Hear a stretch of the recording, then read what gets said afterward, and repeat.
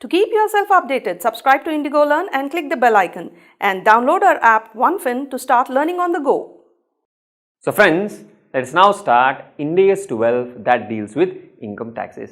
The corresponding standard that you would have learned under Indian GAAP is Accounting Standard 22, which also deals with income taxes. Before I get into the standard, I want to tell you a few things. The first thing is the fundamental difference between AS 22 and Ind AS 12. AS 22 was based on income approach and Ind AS 12 is based on the balance sheet approach. The ultimate amount of deferred tax asset or liability that you will calculate will be same, but the approach of calculating is different. AS 22 is based on income approach, Ind AS 12 is based on balance sheet approach. The other thing that you have to understand here is this standard is to be learned conceptually. I know I have been telling this for all the standard, but this particular standard, if you don't learn it conceptually, if you start to by heart things, then your life will be difficult. Okay, so please understand the underlying logic, please understand the underlying concept. After that, any kind of scenario which is given to you in the exam or in the real life, you will be able to crack it. That is the second thing. Then the third important thing is this particular standard, which largely talks about current taxes and also deferred taxes, can change the face of the P&L that you are presenting, especially with respect to deferred tax asset. You can recognize some deferred tax assets and you can actually turn around the P&L of the company. You can show higher profits so easily. Okay, I am not saying it is easy to show, but you can use this standard to actually change the face of P&L. So as accountants, as CFOs, as auditors, you have to be careful about what is being recognized as a deferred tax asset or a deferred tax liability. It's very, very important. Okay, now having understood this, let us jump into the standard and we'll start with current taxes. Okay, current taxes is pretty much similar to what you would have learned under AS 22. Then we'll understand about deferred taxes. But to understand deferred taxes, we need to understand about something called a tax base. Then we also need to understand something about a temporary difference. Okay, under temporary difference, we have deductible temporary difference and taxable temporary difference. All of these nomenclatures may sound scary, but if you remember the logic, if you understand the logic, then these nomenclatures are secondary. Okay, so we'll get into the standard, we'll understand few terms. Okay, I'll present you one simple illustration to explain why is deferred taxation necessary, and we'll understand in the same illustration what is current tax, what is deferred tax and all of that, and with that understanding we will move forward in the standard.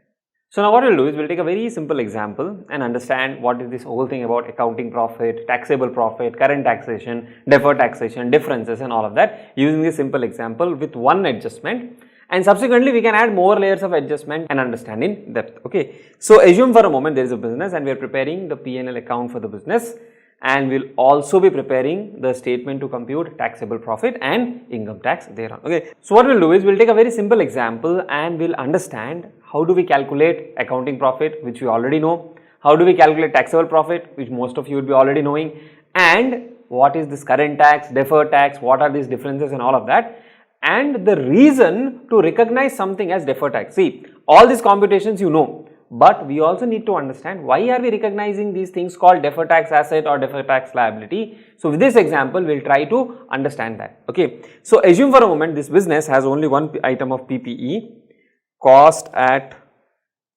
beginning of year 1 at which they were purchased, it was purchased is 1,20,000. Okay, a very simplistic assumption, and let us say useful life of this is 3 years for the purpose of the business or for purpose of accounting as per Ind AS 16, and there is no residual value. So depreciation per year is how much? 1,20,000 divided by 3, that comes to 40,000. So 40,000 is the depreciation that you will recognize in the books every year. Okay, that is one thing. Now this is accounting. The same thing for taxation. I am ignoring that we have this WDV method and all of that. Assume for a moment this property, plant and equipment has a special deduction under income tax under depreciation, and as per that 50% of the cost can be claimed in the first year and remaining 50% of the cost can be claimed in the second year. So cost is 1,20,000, but useful life is 2 years, or you can say depreciation directly, depreciation rate is 50% per annum on SLM basis. Okay, forget for a moment or ignore that income tax rule that it has to be on WDV block basis and all of that. Assume for a moment it is depreciation 50% on SLM basis. So, what is the depreciation per year? It will be 1,20,000 multiplied by 50%, you get 60,000, and this 60,000 is for 2 years. This is for 3 years. Okay. Now, let us assume some numbers in the P&L and let us see what will be the accounting profit, what will be the taxable profit. So, let us say profit and loss, income. Say for example, income for a particular year or particular year, let us say year 1, 2 and 3. Okay, for these 3 years income is 2 lakhs. Okay, income is 2 lakhs and it is 2 lakhs in each of the year, no difference. Okay, then less expenses except depreciation. All other expenses except depreciation, assume for a moment, is 1 lakh. 1 lakh here, 1 lakh here, 1 lakh here, it does not change. Okay. Then depreciation for the purpose of books. See, when I am saying profit and loss, this is as per books. How much is the depreciation? We just calculated 40,000 per year. So, 40,000 first year, 40,000 second year, 40,000 third year. Okay. Then you get something called as profit before tax. What is profit before tax? 2 lakhs minus 1 lakh minus 40,000, you get 60,000 first year, 60,000 second year, 60,000 third year. Okay. Now, from this profit after tax, you will deduct provision for taxation. Okay. Now, assume for a moment something called Ind AS 12 or AS 22 did not exist. So, what would you have done? You would have simply calculated the taxable profit, and based on the taxable profit, you would have calculated the tax and accordingly made a provision. Okay. Now, there are two ways to do this. Normally, what you would do, you would say, okay, computation of taxable income, right? Profit before tax as per books is how much? 60,000, 60,000, 60,000, add depreciation as per books, which is 40,000, 40,000, 40,000, less depreciation as per tax, which is minus, I am using a minus sign here, minus 60,000. Here also actually I can use minus, so it becomes easy. Just let me update this. Okay. So, add depreciation as per books, less depreciation as per tax, 60,000, 60,000, and third year it is 0 because there is no depreciation for the third year, right. Now, what is the taxable income? Taxable income is 60,000 plus 40,000 minus 60,000, it is 40,000 here, 40,000 here and 1 lakh here. Assume a tax rate of 25%, which is 40,000 multiplied by 25%, 10,000, 10,000 and 25,000. Okay. Now, this you would have taken it as provision here, saying provision for taxation is 10,000, 10,000 and 25,000. So, your profit after tax will be 60 minus 10, 50 here, 50 here and 35 here. Now, if you prepare this P&L, this kind of P&L and present it to someone, okay, what would they think? If they just look at, let us say, a ratio, let us just add one ratio, let us say net profit to sales ratio, okay. How much is that? 50,000 divided by 2 lakhs. So, first year it is 25%, 25%, third year it has come down to 18%. The earnings per share also would come down. Everywhere we would feel that this business is not doing good. But in fact, if you see, the sales have remained the same, the expenses have remained the same. There is no growth, I agree, but there is no decline as well. But the net profit gives us a different picture. The net profit makes us believe that there is a downturn in the business is not doing good. And this difference has come only because of the taxation. Why?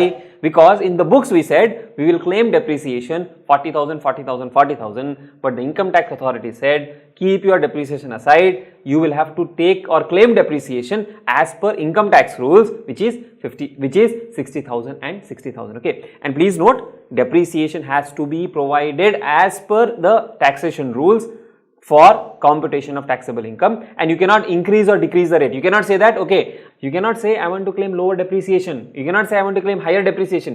It is a standard format, standard rates, the block of asset concept, WDV method, in some cases SLM method, it has to be followed as per taxation rules. Okay, you don't have a choice. So coming to this, the difference in net profit has come only because of the difference in taxable income, and that has arisen because of the timing in which you claim the depreciation.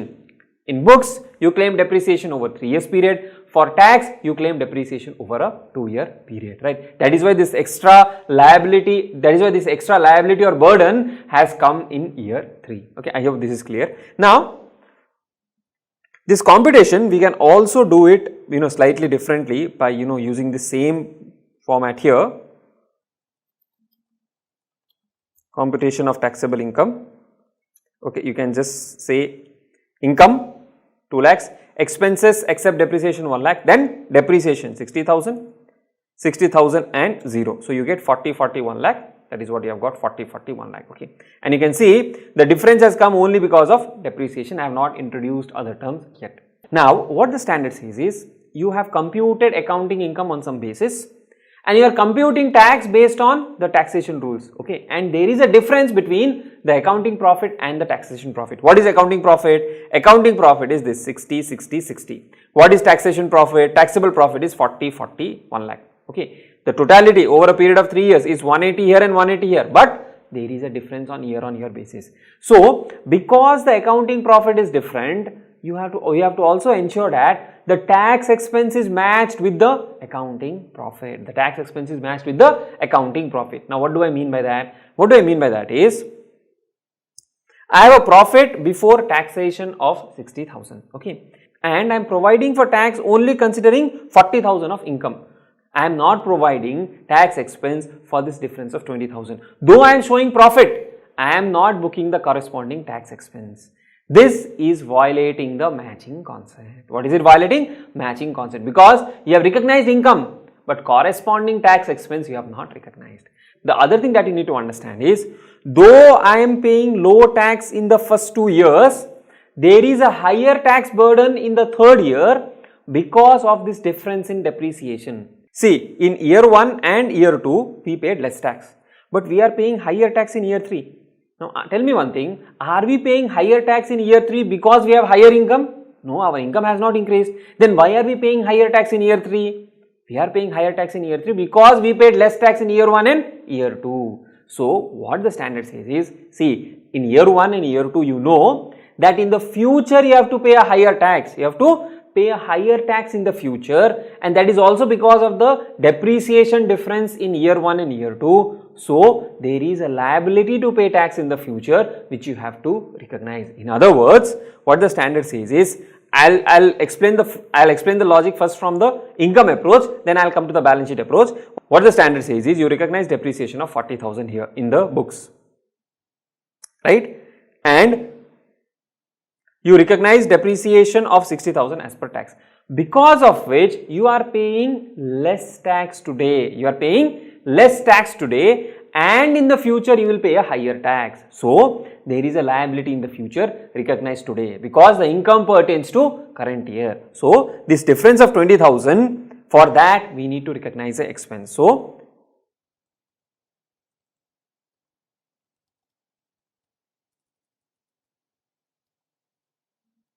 difference in depreciation, if you see, is 40,000 and 60,000. It is 20,000 here, 20,000 here and 40,000 here. So what we need to do is, to the extent of this difference in depreciation, we need to compute what is the tax impact. I know I am following the income approach, I will come to the balance sheet approach. If you understand the income approach, it will be easier for me to explain to you the balance sheet approach. So tax at the rate of 25% comes to 20,000 multiplied by 25%, which is 5,000 here, 5,000 here and 10,000 here. So if you see here, After provision for taxes, you need to have one more provision or expense, that is deferred tax expense, which is 5,000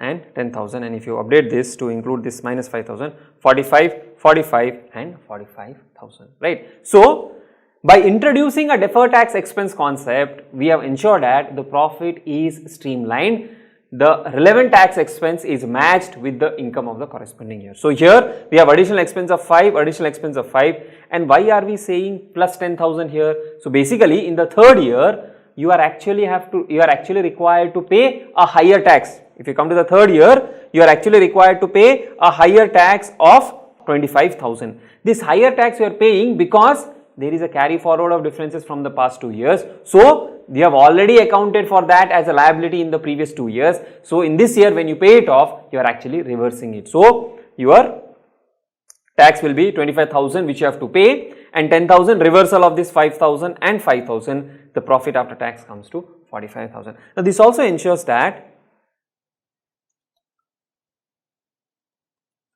effective tax rate is 15,000, sum of these two, divided by 60,000, that is, let me update the symbol, 25% here, 25% here, 25% here. If I did not have this, then my effective tax rate would have been 17, 17 and 42%, which does not represent the true picture. So, we are basically trying to match the income and the corresponding tax expense. Now, a lot of you may have a doubt that, sir, can we directly do accounting profit multiplied by tax rate as the total tax expense? Please don't do that, because there are some items which are not taxed at all. There are some items which may be taxed, at a subsequent date. There are a lot of differences like this. So, don't directly say that, okay, I will take 60,000 profit before tax, I'll multiply 60,000 by 25%, I'll get 15,000, that is my total tax expense. You should not do that. We have to separate that between what we are required to pay now and what we may pay in the future, or any other benefit that we may get in the future. Okay, so that is one aspect which you have to be clear with. It is not that we will take the tax rate and multiply the accounting profit and get the accounting tax expense. That is not the approach. Okay, now here few things that we have understood so far is that if I am paying a less tax today and I have to pay a higher tax in the future, there is a deferred tax liability today. And the reverse of this, if I am paying a higher tax today and I will pay less tax in the future, there is a deferred tax asset. So, there can be a liability and there can be an asset. Now, this is the income approach. Now, by now we have seen few concepts. We will go to the definition subsequently. We have seen few concepts. One, accounting profit. So, this profit before tax as per books is called accounting profit, 60,000, 60,000, 60,000. Okay. Then taxable profit or taxable income is the tax that you have calculated here. Taxable income is the taxable income that we have calculated here. This is the taxable profit. We can do it both ways. Here also we have done it the same way. Okay. Then the tax that you have to pay as per the income tax provisions in the current period is called current tax. What is that current tax? This 10,000, 10,000 and 25,000, this is called current tax. The tax which arises due to differences is called, this one is called deferred tax. Now, please note friends, I am again repeating, this is difference based on income approach. I will now take you through the balance sheet approach and tell you how do we calculate deferred tax in that case. Okay. Now, balance sheet approach when we talk about is all about balance sheet as per books and balance sheet as per income tax. Now, this balance sheet as per income tax is called as the tax base. Okay, we don't prepare a separate balance sheet for taxation purpose, but for us to understand, once you are through with a couple of items there, then you will be able to understand easily what is this balance sheet, what is this balance sheet amount and what is this tax base. So, basically what we will do is, in the books of account, what is the balance of an asset or a liability? Liability will come to it separately. What is the balance of an asset in the books of account? And for the same asset, what is the corresponding tax base, or what will be the amount that should be reflected if we prepared financials for tax purpose. Now, what do I mean by that? Simply put, if I just give you first year's example, cost of PPE 1,20,000 less depreciation. How much is depreciation? 40,000. Carrying amount in books is 120 minus 40, 80,000. Okay, this is your carrying amount in the books or asset value in the books. Now, if I prepare same thing for tax, if I assume for a moment I prepare a balance sheet for tax, then for balance sheet of tax, what we will do is, we will say cost of PPE is 1,20,000. There is no change in that. But the depreciation is not 40,000, but the depreciation is 60,000. Then what is the carrying amount for tax?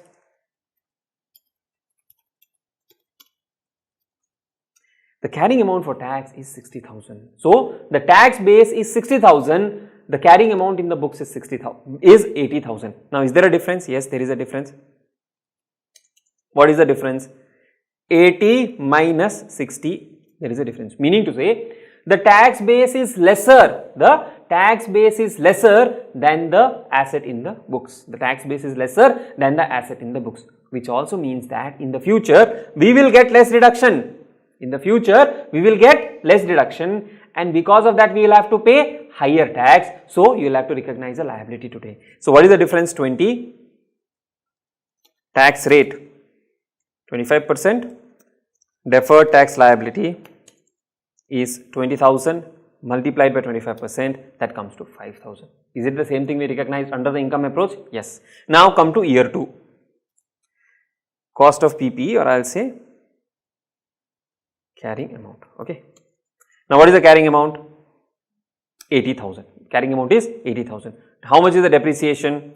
Is again 40,000. What is the carrying amount in books now? 40,000. For tax, what is the carrying amount? Carrying amount is this 60,000. What is the depreciation? 60,000. Then what is the carrying amount for tax base? Carrying amount for tax base is 0. Now, what is the difference? The difference is 40,000. What is the difference? The difference is 40,000. Now, on this 40,000, if I apply a 25% rate, I get a deferred tax liability of 10,000. Now, out of this 10,000, I have already recognized 5,000 in the last year. 5,000 I will recognize in the current year. So, this is what is the meaning of carrying amount in the books or asset value in the books and the tax base. Now, come to year 3. Year 3, this is 40,000. Depreciation I will charge 40,000, carrying amount is 0. Come to tax, tax anyways it is 0. Now, is there any difference? There is no difference. What is the tax rate? 25%. What should be the liability? 0. So, what happens? This 10,000 of deferred tax liability, the balance at the end of year 2 will be reversed in year 3. It is much simpler approach than using the income approach, right? So, this is the approach that we will follow when we calculate deferred tax asset or liability. So, I have introduced you to the concept of tax base of an asset and the carrying amount in the books. The difference between these two will result in a difference, and because of this difference, there could be a deferred tax asset or a deferred tax liability, right? So, having understood this, let us now quickly run through the definitions for the concept that we have understood. There is lot more for us to understand in terms of what is this tax base, because this is the first time we are getting introduced to this concept. Now, let us have a look at the definitions of the concepts that we have understood in the previous example. The first one is the accounting profit. Very simple. The profit or loss before deducting tax expense as per our accounts is accounting profit. Okay. Then, taxable profit or tax loss. Now, what is this taxable profit or tax loss? This is basically the profit or loss for a period determined in accordance with the rules established by the taxation authorities upon which income taxes are payable or recoverable. To put it simply, the taxable profit or the taxable loss computed as per the provisions of income tax, based on which either we will pay tax or recover tax. Now, what is this recovery of tax? In some countries, there is a concept that if there is a loss in the current year and if you have paid tax in the previous period, then you can recover the tax from the government. You will get a refund of tax. Okay, not like in India, where if you have loss in the current period, you can carry it forward to the subsequent periods. But in countries like US, there is a concept of carry back. So, say for example, you have loss in the current period, you have profits in the previous period based on which you have paid the taxes. So, based on the current year loss and of course to some based on certain restrictions, you can ask for a refund. So basically the taxable profit or tax loss based on which income taxes are payable or recoverable. For us it will be income tax payable or it would be zero. Obviously there could be refund of TDS or advance taxes, okay, that is a different thing. That is not a recovery, there is not a recovery of tax, okay. So that is just a refund of advance tax already paid. So for us it is more about tax payable, which will be dependent on the taxable profit. If there is a taxable loss, no tax is payable. Then coming to the next aspect, that is tax expense or tax income. We will focus on what is tax expense. If it is a negative number, it will be an income. Now what is this tax expense? Now in the previous example, we understood about amount of tax to be paid based on the taxable income, right? So the tax that you have to pay in the current year based on the taxable income is called current tax. So basically, when you file your income tax return, what is the amount of tax that is payable, which is computed based on the taxable income, that is what is called current tax. Then we also understood a concept called deferred tax. Now tax expense is nothing but current tax plus deferred tax. So current tax, whatever is the current tax expense plus whatever is the deferred tax expense, that will give you the total tax expense. Now this can be a tax income also. Tax income is equal to current tax income plus deferred tax income, or it could be a case where there is a current tax expense of, let us say, 10,000 and there is a deferred tax asset or a benefit of 2,000. So the tax expense will be 10,000 minus 2,000, 8,000. Say there is a current tax expense of 10,000, there is a deferred tax liability of 2,000, then the total tax expense will be 10,000 plus 2,000, 12,000. So tax expense is equal to current tax plus deferred tax. Okay. So what is tax expense? Tax expense is the aggregate amount included in the determination of profit and loss for the period in respect of current tax and deferred tax. Simply put, total tax expense is equal to current tax plus deferred tax. Now this deferred tax, if it is a deferred tax liability that you have created, then you will increase the expense. If it is a deferred tax asset, a kind of a benefit, you will reduce the expense. As we do problems, you will have a better grip on this. Then what is current tax? Current tax is the amount of income tax payable or recoverable in respect of the taxable profit or tax loss for a period. So as I told you, in India we don't have this concept of recovery of tax, but in some countries there is a concept of recovery of tax as well if you have a tax loss and you have paid tax in the previous period. So based on that, current tax is the amount of tax which is payable or recoverable based on tax profit or tax loss. Okay. Then coming to deferred tax liabilities. What are these deferred tax liabilities? These deferred tax liabilities, they arise when you pay less tax now, but you have to pay a higher tax in the future. We paid less current tax, but a higher tax in the future, which has resulted in a deferred tax liability. This is one underlying concept that you have to remember and understand, that if today you are paying less tax and in the future you have to pay a higher tax because of the events and transactions in the current year, then the higher tax that you will pay in the future will be a deferred tax liability. So a deferred tax liability are the amount of income taxes payable in future periods in respect of taxable temporary differences. We have broadly understood the meaning of these differences. We will understand about that in more detail. So because of a difference, if you have to pay a higher tax in the future, that will result in a deferred tax liability. Exactly ulta, a deferred tax asset are the amounts of income taxes recoverable in the future periods. That is basically higher tax paid now and a less tax that will be paid in the future because of a deductible temporary difference, carry forward of unused tax losses and carry forward of unused tax credits. Okay. Now each of these items we will understand in more detail when we specifically talk about deferred tax asset. But the fundamental concept that you have to remember is, if you pay less tax today, if you pay more tax in the future, it is a deferred tax liability. If you pay more tax today, you pay less tax in the future, that will be a deferred tax asset. Okay.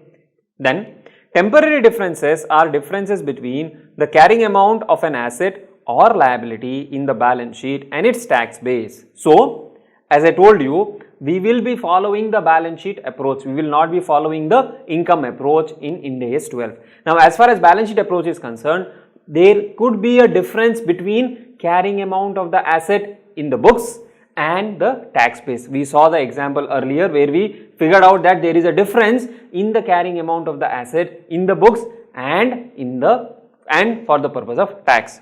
So here we had seen that carrying amount in the books is 80,000, carrying amount for the purpose of tax or the tax base is 60,000. This difference of 20,000 is called a temporary difference. Okay. Now, one thing that you have to keep in mind is this 20,000 of difference has indirectly arisen because of difference in depreciation. And when we follow the balance sheet approach, we are looking at the cumulative impact over a period of time. Okay, so we are looking at the cumulative impact of all the differences in depreciation as on a particular date. Instead of as per the income approach where we compare the depreciation on year to year basis, under the balance sheet approach, we are looking at the cumulative impact of the differences as on a particular date, right? So the temporary differences are differences between the carrying amount of an asset or liability in the balance sheet and its tax base. Temporary differences may be taxable temporary differences and deductible temporary differences.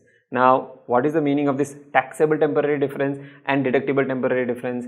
Now, when we talk about taxable temporary differences, basically these are the differences that will result in taxable amounts in the future, and deductible temporary differences will actually result in deductible amounts in the future. Now, what do I mean by that? See, the difference of 20,000 here, this is a taxable temporary difference because in the future it will result in taxable amounts. Okay, so that is why this 20,000 or this 40,000 of difference is a taxable temporary difference, and the reason for that is you have already claimed the depreciation in year 1 and year 2. Okay. Now, whatever is the difference left, 40,000, for that you are not getting any deduction in the future because the tax base is 0. So, whatever is there in the books, that you may write off in the books, but for that you will not get any deductions in the future, and hence it is a taxable temporary difference. Why is it taxable? Because here you have already got the excess deduction. So, that will result in a taxable temporary difference in the future. If it was the reverse case, that is, if say for example, depreciation in books was 60/60 and here it was 40/40, then it would have been a deductible temporary difference because you would have got a deduction of depreciation in the future. Because you would have got a deduction of this amount in the future, then it would have been a deductible temporary difference. So, taxable temporary difference are temporary differences that will result in taxable amounts in determining taxable profit of future period. So, basically whatever is the difference, if that results in taxable amounts in the future, that is to say, for example, in the books the carrying amount is 40,000, if for tax base it is 0, talking about our property, plant and equipment, this 40,000 and 0 results in a difference of 40,000. And in the subsequent period, will you get a deduction of this 40,000? You will not get any deduction. This will increase your taxable income. This will become a taxable amount. The difference will be actually taxed in the future. So, it is a taxable temporary difference. If it was the reverse case, if the carrying amount in the books was 0, the tax base was 40,000, in the future you will get 40,000 of depreciation deduction. So, it is a deductible temporary difference. So, deductible temporary difference are temporary differences that will result in amounts that are deductible in determining taxable profit of future periods. So, if you receive deduction, it is a deductible temporary difference, and it can be for both an asset or a liability. Similarly, for taxable, it can be for both an asset and a liability. Now that we have understood the various concepts under Ind AS 12, let us start with current tax. What is current tax? Current tax is the tax which is payable in the current year, calculated as per income tax rules. Now, a few things that you have to keep in mind about current tax is, say for example, we are in year 1, okay, forget assessment year, previous year and all of that, we are in year 1.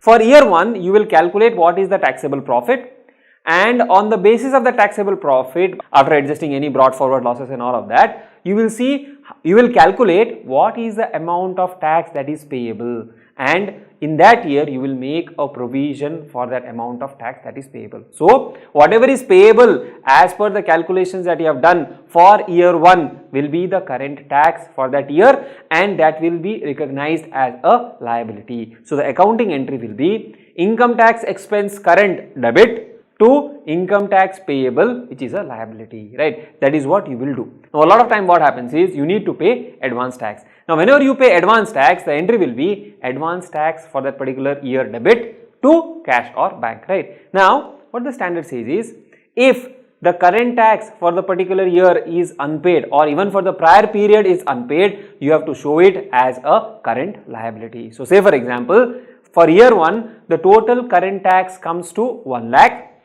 We have paid advance tax of 60,000. So 40,000 will be shown as a current liability. Or say for example, even for prior period there is some more amount which is not yet paid. Say for example, for the current year the current tax is 1 lakh which we have not paid at all, which will be a current liability. And for the previous period also there is 20,000 which is not yet paid. So even that will be a current liability. So you will show 1,20,000 as current liability. Now say for a moment you have paid advance taxes of 50,000 but the current tax expense comes to only 20,000. Then 50,000 minus 20,000, the difference you will show it as current asset. So depending on whether you have tax payable for the current period and previous period, you will show it as a current liability. If it is a tax recoverable because you have paid excess tax, that you will show it as a current asset. And as I told you, in some countries you can ask for refund of taxes paid earlier because of losses in the current year. So say for example, in year 1 you had income of 1 lakh on which you have paid 25% of tax, that is 25,000.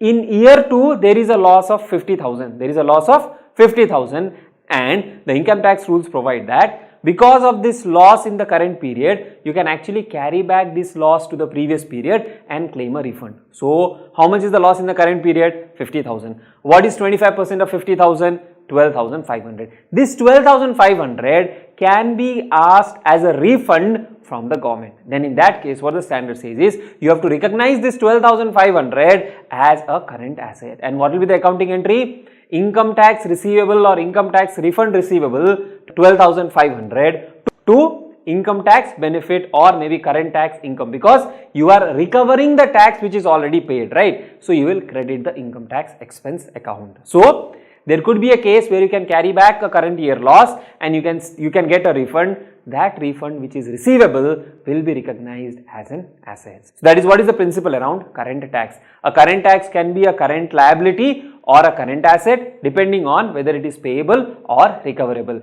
If amount is still payable, it's a current tax liability, it's a current liability. If amount is recoverable, then it is a current asset, right? This is a very simple concept. So we have seen that there can be a current tax liability or a current tax asset. Now consider one scenario that for year 1 there is a current tax liability.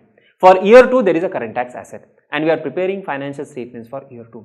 Can we offset this current tax liability and current tax asset? Now that depends on whether the entity has the right to offset them and whether the entity has intention to do so. So basically, if the entity has a right to offset and the entity wants to offset those, then they can offset this liability and asset and present it as a single amount. Otherwise, they'll have to present a liability separately and an asset separately. Now if you look at the Indian taxation system, normally the tax payable are settled on assessment year to assessment year basis. Okay, generally you will not see that the entity has a right to say that okay, I have already paid tax in the past, so I will not pay tax now and all of that. That generally does not happen. So say for example, if for year 1 there is a tax asset or current tax asset, for year 2 there is a current tax liability, the entity cannot say that I will not settle this liability or I will not pay tax for this liability because there is a refund from the previous period, because assessment also takes quite some amount of time. So there is no right with the entity to offset these amounts. So generally on an assessment year to assessment year basis, they will present it as separate line items. Okay, so when you are preparing financial statements for year 2, you will present the asset separately and the liability separately. Now coming to consolidated financial statements, it may be possible that you have current tax asset and current tax liability for the same assessment year. Can you offset both of these?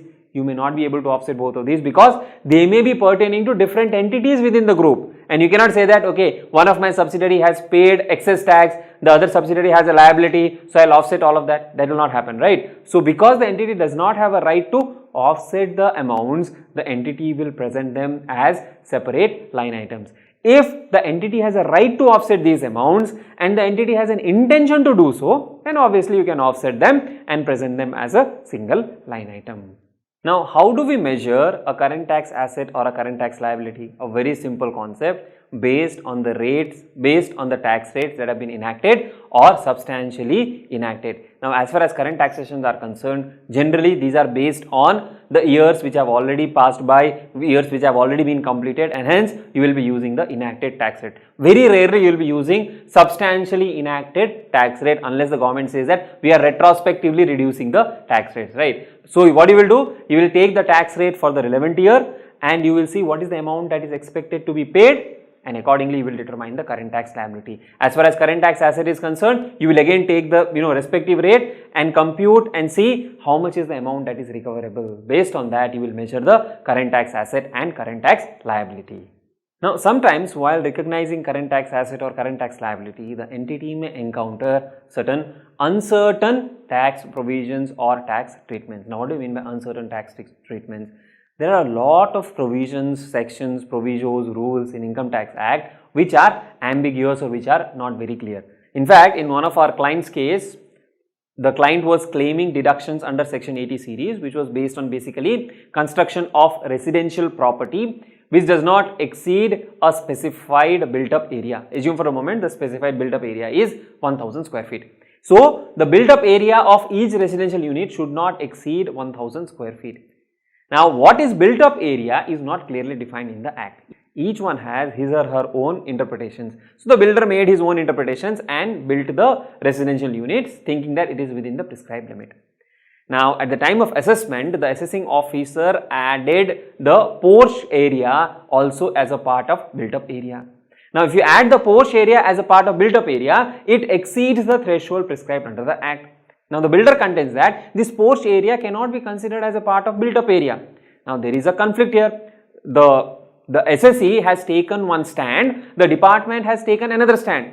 Now, whenever there are these uncertain tax provisions, what should be done? That is the key question. Should the entity say that now this is going into dispute and we'll have to make a provision for the liability? Should they do that? Or should they do that? No, we'll fight this case and we will win this case. We are confident that we will win this case and accordingly not provide for any liability. What the standard says is, in such kind of situations when there are uncertain tax provisions, the entity has to make a liability of the amount that it expects to pay to the department. So, if let us say the entity believes that there is a 50% chance that they have to pay the amount, then to the extent of that 50% they have to create a liability. If the entity believes that no, we are absolutely sure that we will not have to pay any amount of tax, then no need to make any provision. Okay, you will understand when you learn direct taxation the amount of case laws, the amount of judgments that you have to go through, and you will see the judgment made by one level of judiciary being reversed at another level of judiciary. You will see conflicting decisions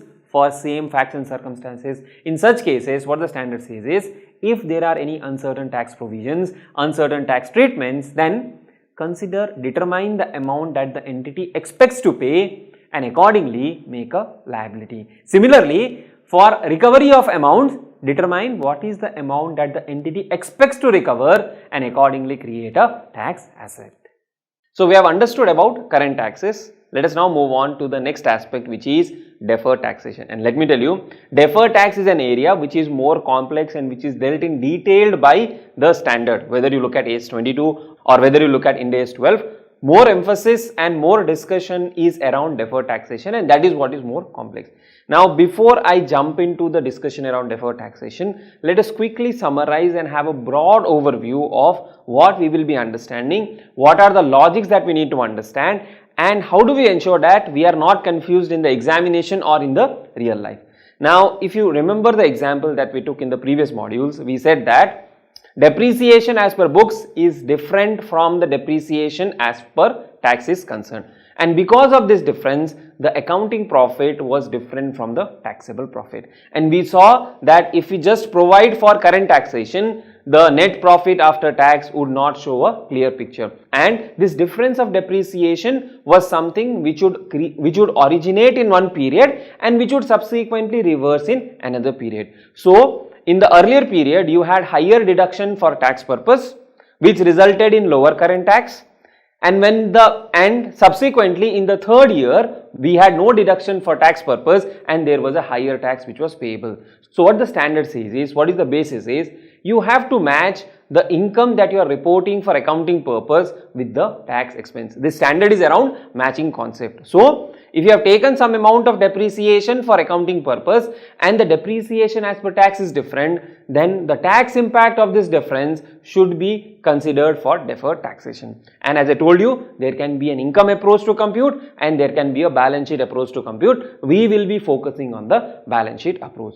Now, the difference in taxation, that is paying less in the current period but paying higher in the subsequent period, that creates something called a deferred tax liability. So the underlying logic is, if you are paying less tax today in the form of current tax and you have a liability to pay a higher tax in the future, then there is a deferred tax liability. Why? Because there is a liability coming up in the future. Similarly, if you are paying higher tax today as current tax and in the future period you will be paying lesser taxes, then that would result in deferred tax asset. Why an asset? Because the extra tax you are paying in the current period is giving you some form of benefit by way of reduced taxes in the future period. Okay, so that is what results in deferred tax asset or a deferred tax liability. And of course, if you have losses to be carried forward, even that would result in deferred tax asset. When we come to the discussion, we will understand about that. Now that we have understood the broad aspect of deferred taxation, why it arises and why it is important to account for deferred tax,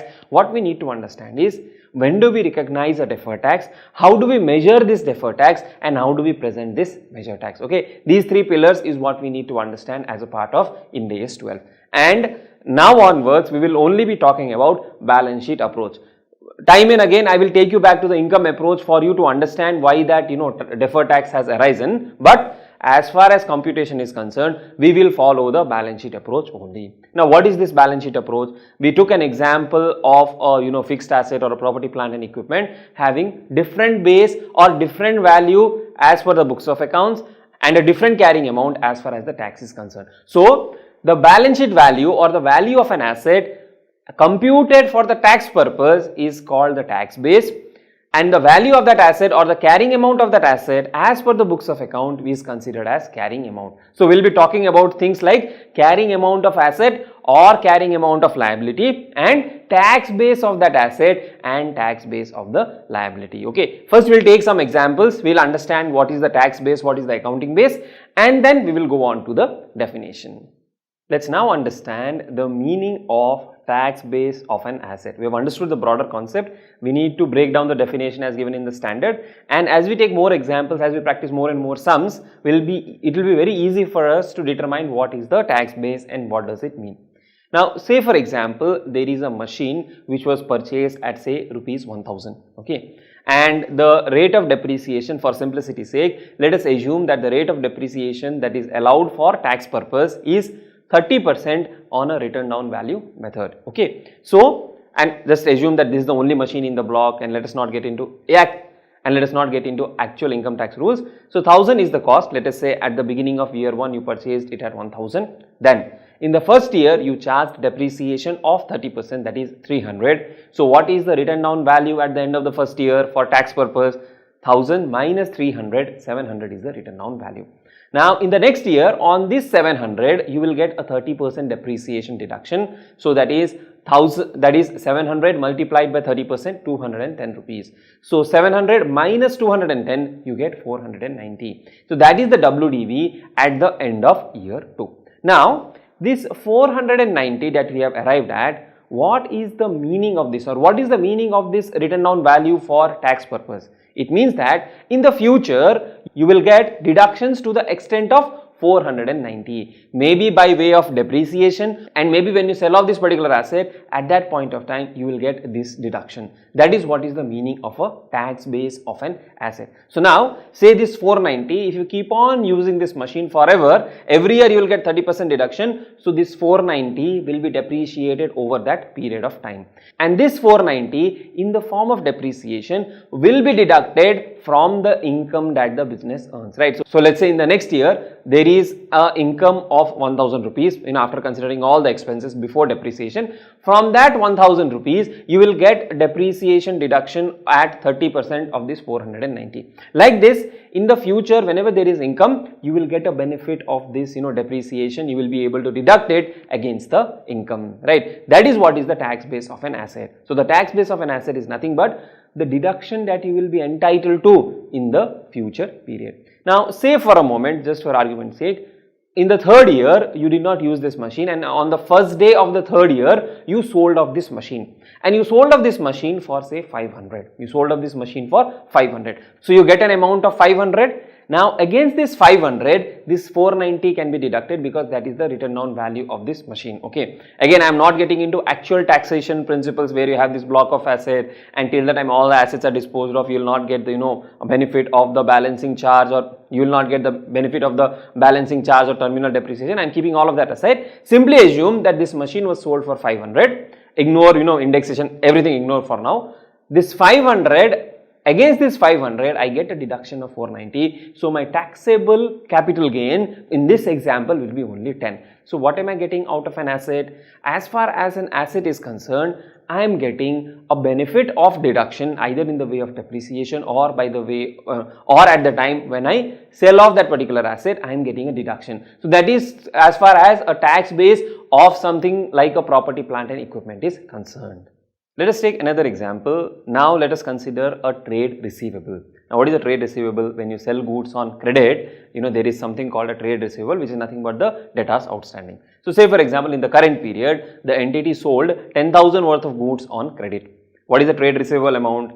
10,000 rupees. In the balance sheet, you will show accounts receivable or trade receivable at 10,000. Now for the tax purpose, the same asset, how will you represent that? See, for the tax purpose also, you would have recognized this income for tax purpose. You would have said that, okay, this is my income for tax purpose. You would have already recognized that as sales, and that amount is still outstanding. So even for tax purpose, the trade receivable amount is 10,000, right? So you can see here that the tax base of an account receivable, which is already recognized in books as well as for the purpose of taxation, it is 10,000.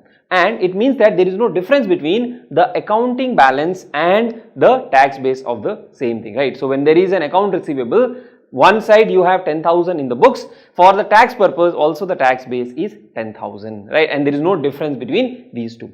Now consider another scenario where you have interest receivable. You have interest receivable, and assume for a moment that for taxation purpose, interest is taxed on receipt basis. I am just making an assumption. Interest is taxed on a receipt basis. Okay. Now in the books, you will account for the interest on accrual basis, right? As and when the interest accrues, you will account for it. So assume for a moment 10,000 is interest accrued for the year. What will you do in the books? You will say interest receivable debit, and you will credit interest income. So in the books of account, you have already shown 10,000 of interest income. But for the tax purpose, what is the interest income? Interest income is 0. There is nothing that you have accounted as income for tax purpose.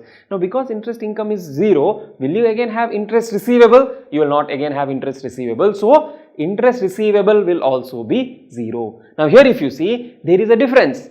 In the books of accounts, the asset is at 10,000. For the tax purpose, the tax base of that particular asset is 0. There is a difference of 10,000. Now let us understand what will be the impact of this difference of 10,000. Now if you see, the taxation of this interest will happen when you actually receive the interest. So in the current period, is there any current tax on this interest income? There is no current tax. But will you have a tax in the future for this? Yes, you will have a tax on this in the future. So current year you are paying less tax. In the future, you will pay a higher tax, so there will be a deferred tax liability. So one thing now you can start remembering or noting down is that if the carrying amount of the asset is greater than the tax base, I am repeating, if the carrying amount of the asset is greater than the tax base, this results in deferred tax liability. Now apply the same principle on the depreciation example that I gave you. In the depreciation example, if you see that the depreciation for tax was higher, so the tax base was lower, carrying amount was higher in the books. So because the carrying amount is higher and the tax base of the asset is lower, there was a deferred tax liability which was created. Okay, so this is how we compute a tax base. Now before I take more examples, I will take you through the definition of tax base of an asset as given in the standard, and then we will understand few more examples. So the tax base of an asset is the amount that will be deductible for tax purposes against any taxable economic benefits that will flow to an entity when it recovers the carrying amount of the asset. So the tax base of an asset is what? It is the amount that will be deductible for tax purpose. It is the amount that will be deductible for tax purpose against any economic benefits that will flow to the entity in the future. That is what is the tax base of an asset. So if you look at the tax base of a property, plant and equipment for tax purpose,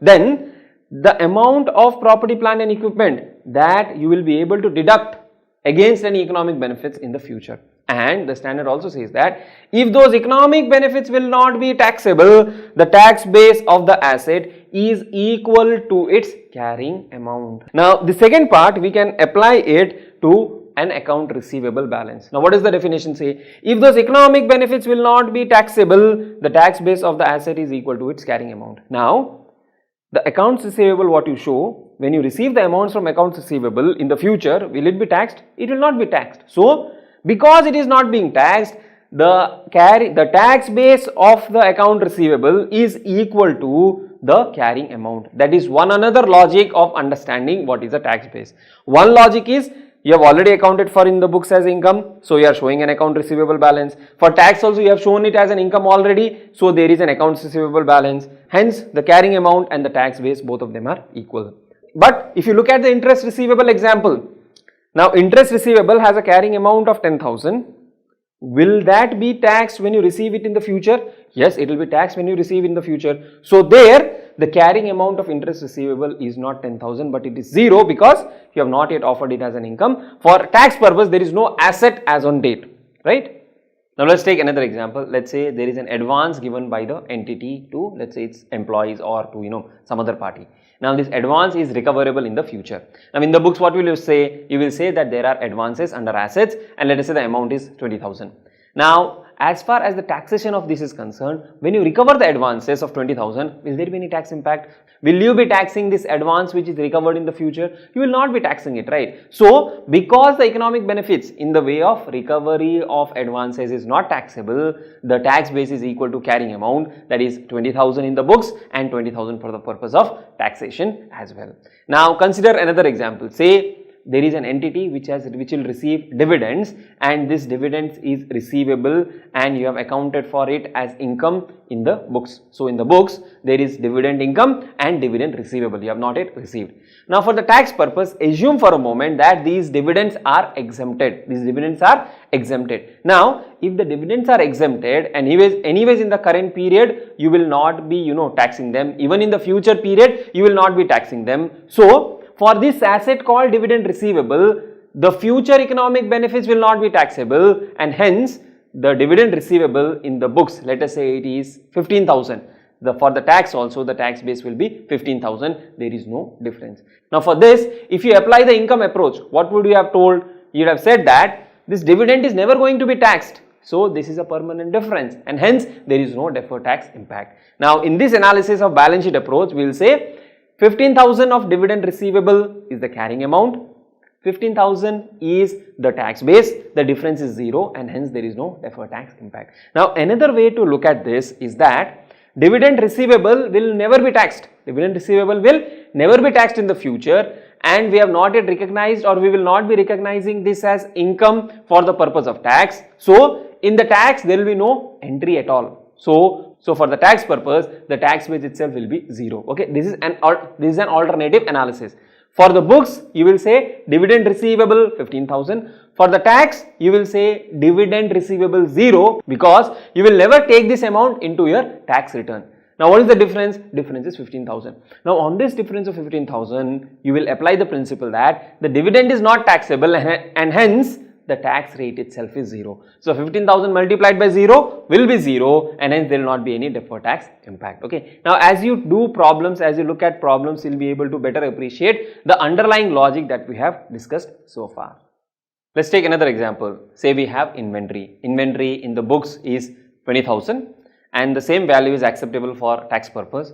Now what does this 20,000 of inventory signify?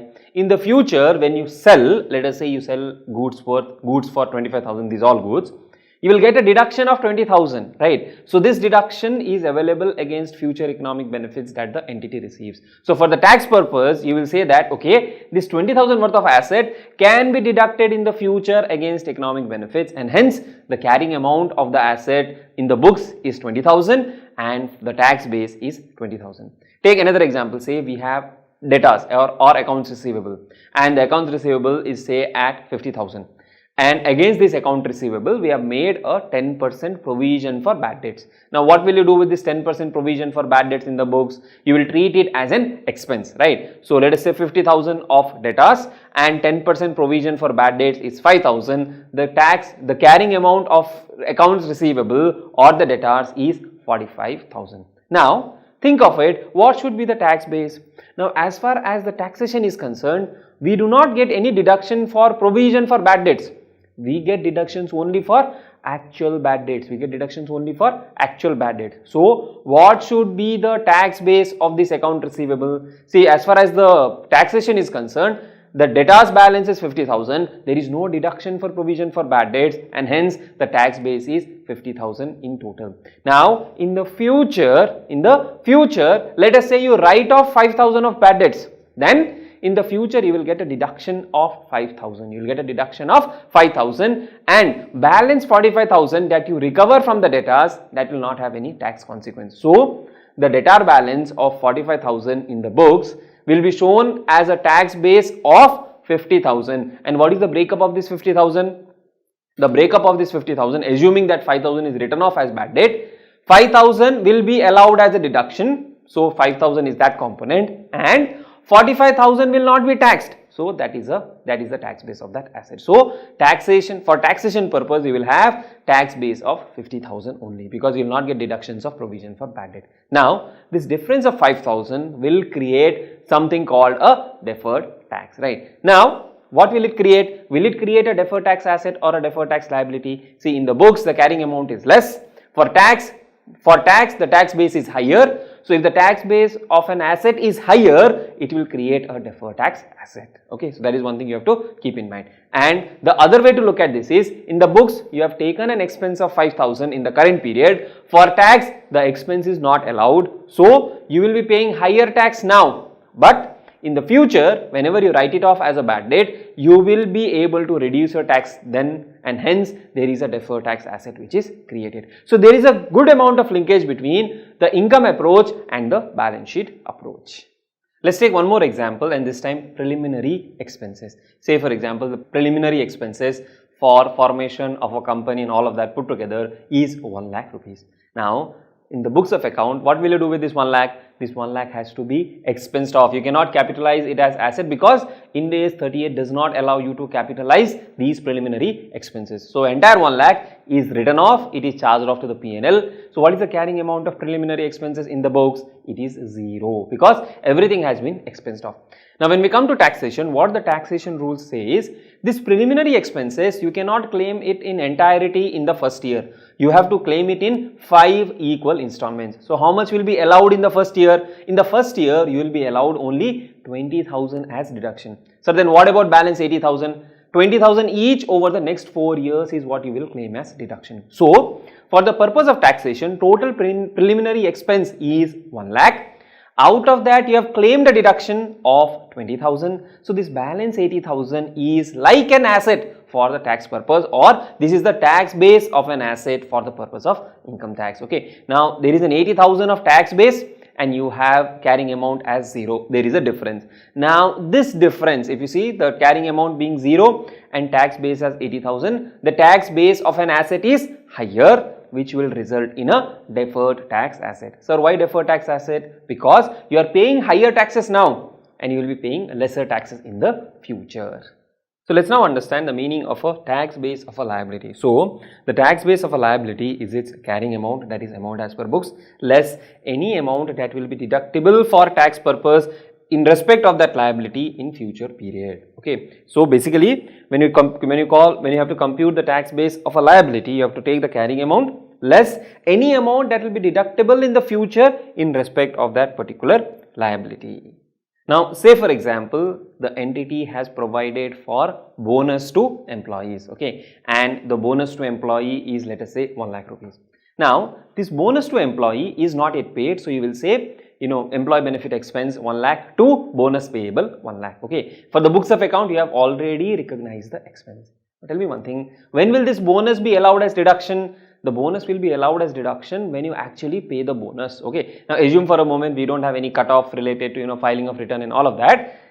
For simplicity purpose, let us assume that the bonus will be allowed as deduction in the year in which it is paid. So let us say we are in year 1. In year 1 the bonus is not yet paid. The bonus is paid in year 2. So when will you get the deduction for tax purpose? You will get the deduction in year 2 only, okay. Now coming to the carrying amount, as far as the books is concerned, in the books you will say there is a current liability called bonus payable 1 lakh. But as far as the taxation is concerned, have you taken the deduction of this? You have not yet taken the deduction of this, okay. Then because you have not yet taken the deduction of this, there will not be any entry called expense on account of bonus, and accordingly there will not be any tax base of the liability. So the tax base of this liability, that is bonus payable, will be 0. That is one way to understand. The other way to understand, when we just looked at the definition, is that the tax base of a liability is the carrying amount, which is 1 lakh, less any amount that will be allowed as deduction in the future. Now out of this 1 lakh, how much will be allowed as deduction in the future? Entire 1 lakh will be allowed as deduction. So 1 lakh minus 1 lakh, the net amount or the net tax base of this liability is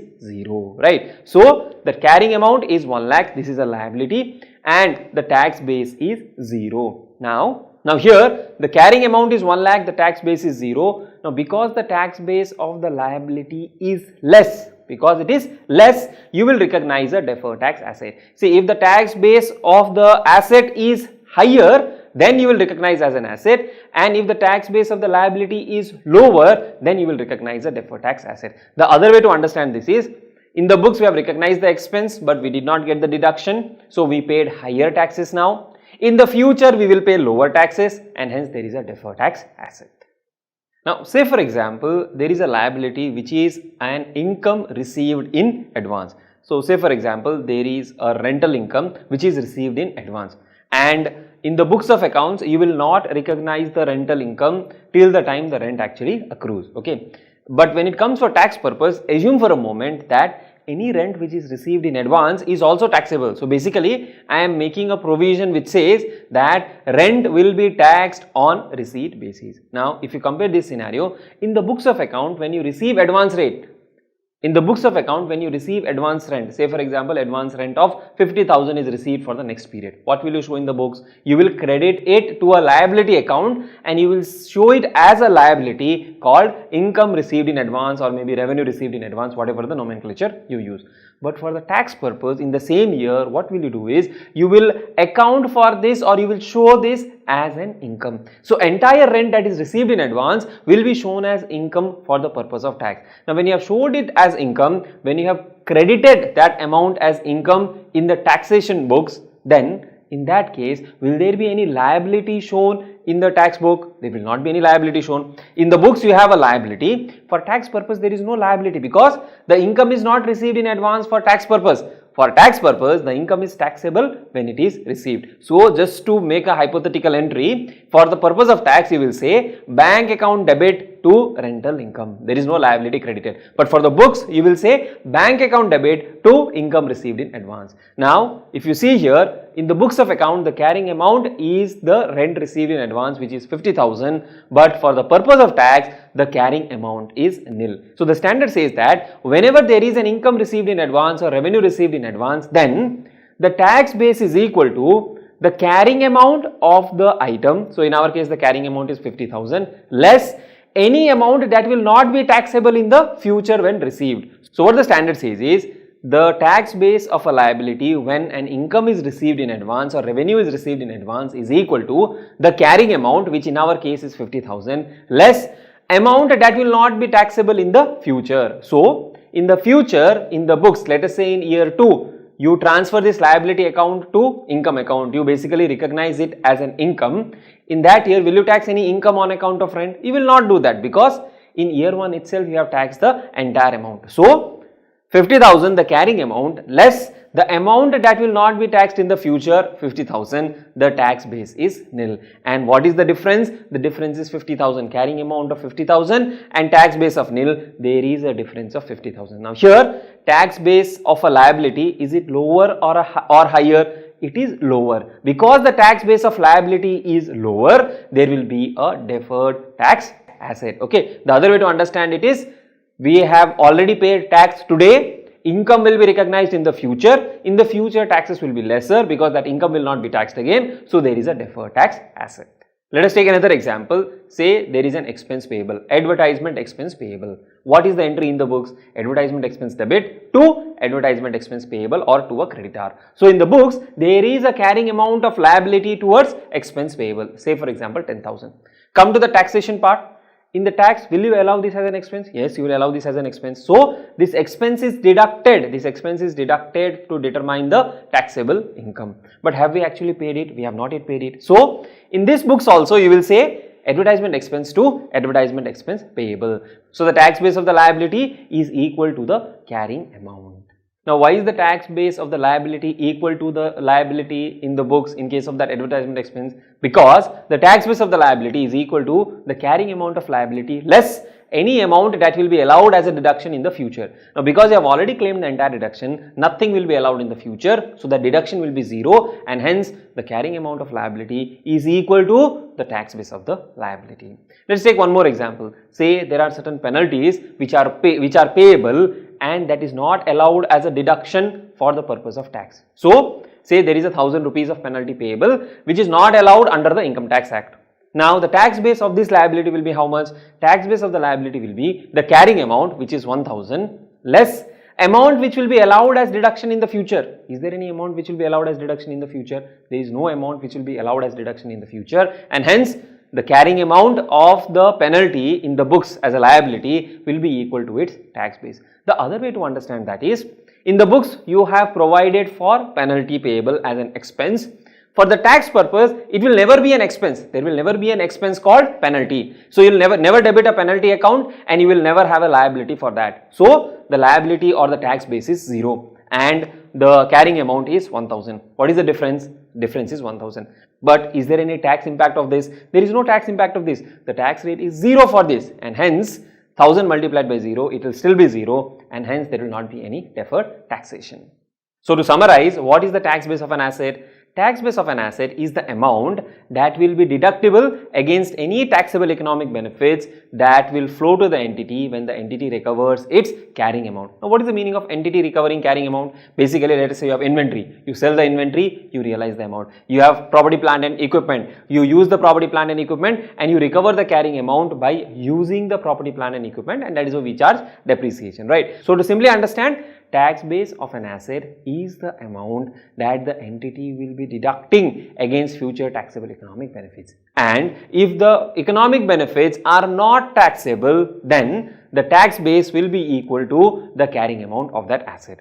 Now, coming to the tax base of a liability, tax base of a liability is the carrying amount of the liability, that is as per the books, less any amount that will be deductible in the future from that particular liability or when you settle that particular liability. Okay. So, tax base of a liability is what? The carrying amount of the liability less any amount that will be deductible in the future.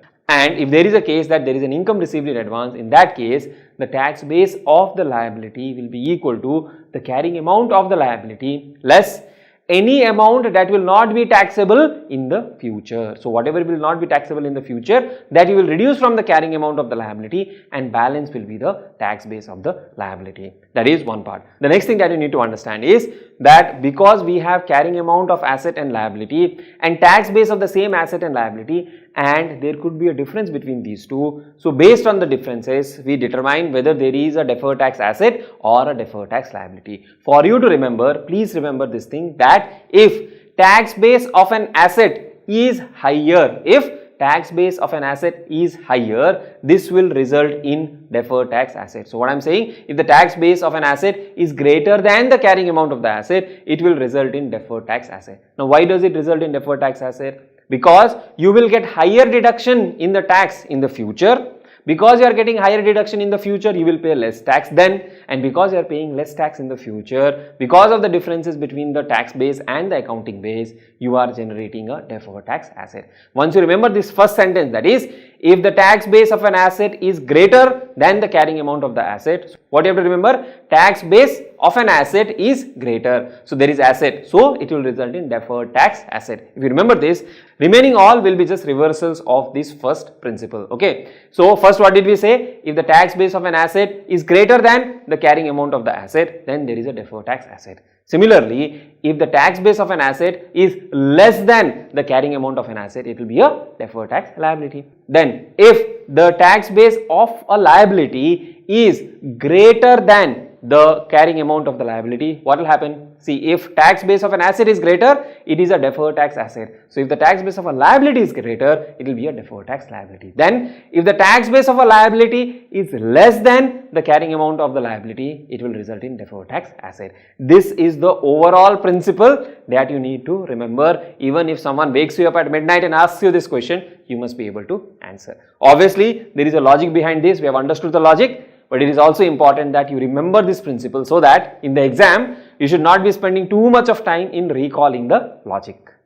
So let's take one more example and be absolutely clear about the approach we should be taking in determining deferred tax asset or deferred tax liability, and how do we compute the carrying amount and the tax base. We've already seen similar thing again, but again it would be good to recollect what all we have understood and also have a structured approach to calculate the deferred taxation, right? So assume for a moment that the cost of machine is 1 lakh. Okay, then cost of machine is 1 lakh, useful life is 5 years, depreciation for tax is 25% on SLM basis, tax rate is 30%. Okay, now considering these facts, we will calculate the carrying amount as per books. We will calculate the tax base, we will check whether there will be a deferred tax asset or a deferred tax liability, and we will ultimately compute the deferred taxation impact. Okay, so first one, carrying amount in books. So we are doing 5 years, year 1, 2, 3, 4 and 5. Okay, so as far as books is concerned, cost or opening balance, how much is the cost? 1 lakh. On this 1 lakh, what is the depreciation? See, the useful life is 5 years and we will assume it is an SLM depreciation. So depreciation is how much? 1 lakh divided by 5, that is 20,000, and closing balance or your carrying amount will be how much? 1 lakh minus 20,000, that is 80,000. Okay. Now come to tax. As far as tax base is concerned, cost opening balance is again 1 lakh. Depreciation, the question says it is at 25%. So 1 lakh multiplied by 25%, and it's again 25% on SLM basis. So every year the depreciation will be 25% on SLM basis, that is 25,000. So carrying amount, closing WDV or the tax base is how much? 1 lakh minus 25, which is 75,000. Now, here tax base of the asset, is it greater than the carrying amount or is it less than the carrying amount? If you see, 75,000 is the tax base, 80,000 is the carrying amount. So tax base of the asset is lesser, and if the tax base of the asset is lesser, we create deferred tax liability. So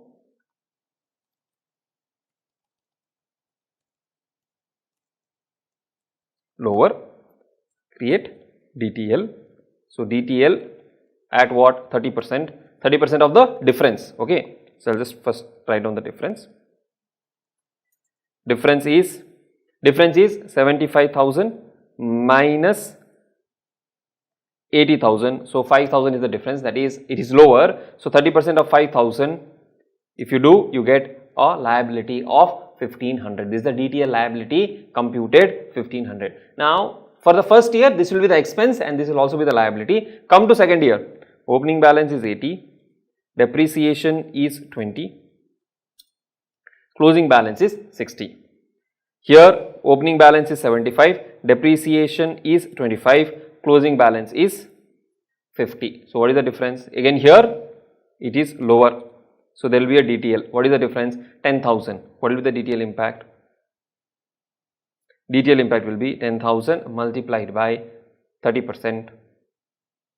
That will give us 3,000. So this 3,000 represents the closing balance of deferred tax liability. It is not the DTL it is not the deferred tax expense for the period. It is the total value of the deferred tax liability. So what will be the expense for the period? Opening balance 0. Here the opening balance is 1500. So expense for the period will be this minus this, that is 1500 in the first period and 1500 in the second period. Okay. Now if you want to ignore the signs, what you can do is you can do 80 minus 75, then you get 5,000 of positive difference and 1500 and 1500. Okay. Then year 3, opening balance 60, depreciation 20, 40, year 4 40, 20, 20, year 5 20, 20, 0. For tax 50, 25, 25, 25 minus 25, 0, 0, 0 and 0. Okay. Here also it is lower, here it is no difference. Right. Then DTL, what will be the fifth year impact? We will come to it. Difference 15, 20, here difference is 0. 4,500, 6,000, opening balance you plotted there, the difference will be accounted for as an expense. Now in the last year what has happened? The difference has become 0, means whatever was the difference that was created in the first 4 years is now reversed. So you have created deferred tax liability to the extent of 6,000 here. Now in the last period the deferred tax liability balance should be 0. Now what is the opening balance? Opening balance is 6,000. What will be the expense for the period? There will not be any expense for the period because now you are reversing the deferred tax liability. You will debit the deferred tax liability and create a deferred tax benefit. This is a reversal of deferred tax liability created. In the first 4 years you recognized expense. Here it will be income meaning deferred tax. Okay. Deferred tax expense, and lastly in the 5th year you have a deferred tax income. So we have understood the meaning of carrying amount, which is as far as the books of accounts are concerned, and we have understood the meaning of tax base, that is for the taxation purpose. The difference between these two is called a temporary difference. Now you might have a doubt, sir, is there something called a permanent difference like we had in accounting standard 22? Now friends, here we do not have any concept of permanent difference. The impact of permanent difference is automatically captured into the carrying amount or the tax base. How is that so? Let me give you a simple example. What is a permanent difference? Say an expense which will never be allowed for tax purpose. An expense which will never be allowed for tax purpose. Let us say this expense is still payable. So when the expense is payable, you will debit expenses, credit a liability. Now in the books you have a carrying amount of liability, say 1,000 rupees. What is the tax base of this 1,000 rupees? If you go back to the definition of tax base, it says tax base of a liability is the carrying amount of liability, which is 1,000, less any amount that will be deductible in the future in respect of that liability. Is there any amount that will be deductible? Nothing will be deductible. So the tax base of the liability also is 1,000. Then what is the difference?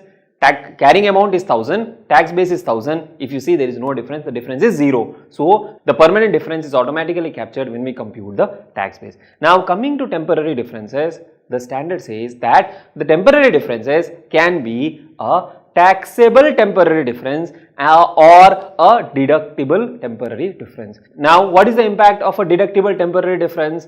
A deductible temporary difference will result in a deferred tax asset, and a taxable temporary difference will result in a deferred tax liability. Now what could be the situation where you have a deductible temporary difference? That is a situation, say for example, where the tax base of an asset is greater than the carrying amount of the asset. Now, what is the impact of tax base of an asset being greater than the carrying amount? In the future periods, you will get higher deductions in terms of depreciation, and because of that, you will have lesser tax payable, and hence it's a deferred tax asset. So, here I am taking an example of a plant and machinery, considering that to be an asset. Okay. So, whenever there is a tax base of an asset which is greater than the carrying amount, in future, you will get some additional deduction. You will get some additional deduction, because of which the tax payable in the future will be lesser, and hence you have a deferred tax asset.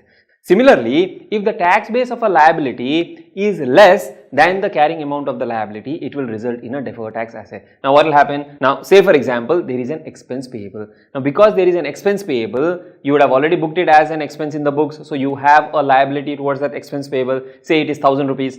Now, this expense has not been allowed in this year because it will be allowed on payment basis. So, in future, you will get a deduction of 1000. So, the tax base will be what? 1000 minus 1000, tax base will be 0. So, if the tax base of a liability is less than the carrying amount, it is a deductible temporary difference and it will result in a deferred tax asset.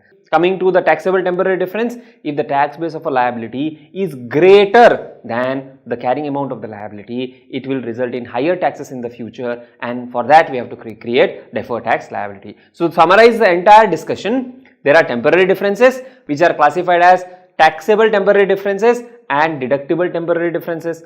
Taxable temporary differences will result in deferred tax liability. Deductible temporary differences will result in deferred tax asset. Taxable temporary differences arises when the tax base of an asset is less than the carrying amount or tax base of a liability is greater than the carrying amount. Coming to deductible temporary difference, if the tax base of an asset is greater than the carrying amount or if the tax base of a liability is less than the carrying amount. The entire deferred tax discussion is summarized in this particular chart, you can see. And if you remember this, most of the questions that will come in the examination will be easy for you to handle. Now, we have understood about temporary differences and we have also understood what are taxable temporary differences and what are deductible temporary differences. Taxable temporary differences results in a deferred tax liability. Deductible temporary differences results in a deferred tax asset. Now, keeping these jargons aside, I have given you a simple principle or a logic to remember when will you have a deferred tax asset and when will you have a deferred tax liability. Now, we will move on to the specific aspects of when can we recognize a deferred tax liability and when can we recognize a deferred tax asset, right? So, we are moving in that direction. So, what the standard says is, a deferred tax liability shall be recognized for all taxable temporary differences. So, what do you need to do? You need to determine whether there is a temporary difference and whether that temporary difference is a taxable temporary difference. If it is a taxable temporary difference, then it will result in a deferred tax liability. Now, there are two exceptions. It says, except to the extent that the deferred tax liability arises from initial recognition of goodwill. Now, whenever you initially recognize goodwill, generally in the case of a business combination, in that case, you will not be recognizing any deferred tax liability as far as initial recognition of goodwill is concerned. So, you may have a goodwill recognized in your books. Maybe for the taxation purpose, the value of that goodwill will be 0. Okay. So, in that case, this difference will not be used to recognize a deferred tax liability. That is the first thing. And second is the initial recognition of an asset or liability. So, there is an initial recognition of an asset or a liability in a transaction which is not a business combination. So, we are talking about transactions which is not a business combination. So, we are talking about cases where there is initial recognition of an asset. What is the initial recognition of an asset? Let us say you have purchased a plant and machinery. So, you will initially recognize that asset. So, if you have initially recognized that asset and this initial recognition is not because of a business combination. Let's say you have gone out and purchased the plant and machinery, and at the time of the transaction, it affects neither the accounting profit nor taxable profit. So, if at all there is a taxable temporary difference and that taxable temporary difference is arising out of initial recognition of goodwill, then you will not recognize a deferred tax liability. And if the taxable temporary difference arises at the time of initial recognition of an asset or a liability in a transaction which is not a business combination, so we are not talking about business combination transaction, and at the time of the transaction affects neither the accounting profit nor the taxable profit. Now, this second part sounds slightly complex, which we need to break down and understand. So, what are we basically saying? We are saying that At the time of recognition of the asset, there is a temporary difference. At the time of recognition of that asset itself, there is a temporary difference, and at the time of the transaction, this temporary difference does not impact the accounting profit or taxable profit. Now for this, we have to take some examples, only then we will be able to understand, right? So say for example, the company has purchased a particular plant and machinery, okay, and the cost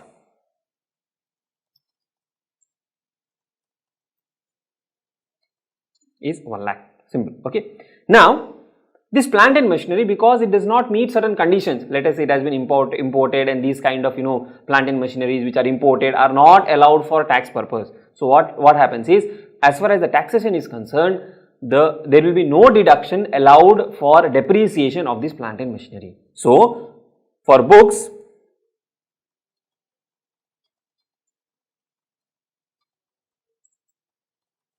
aggregate depreciation over a period of the life of the machinery will be 1 lakh. Okay. For tax purpose,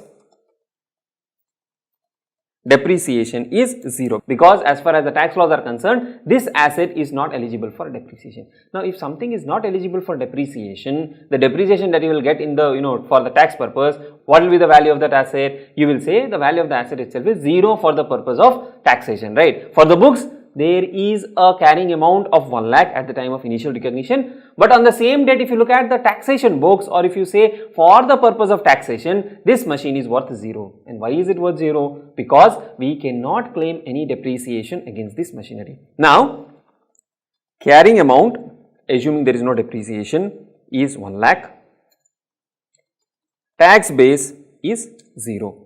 What is the difference?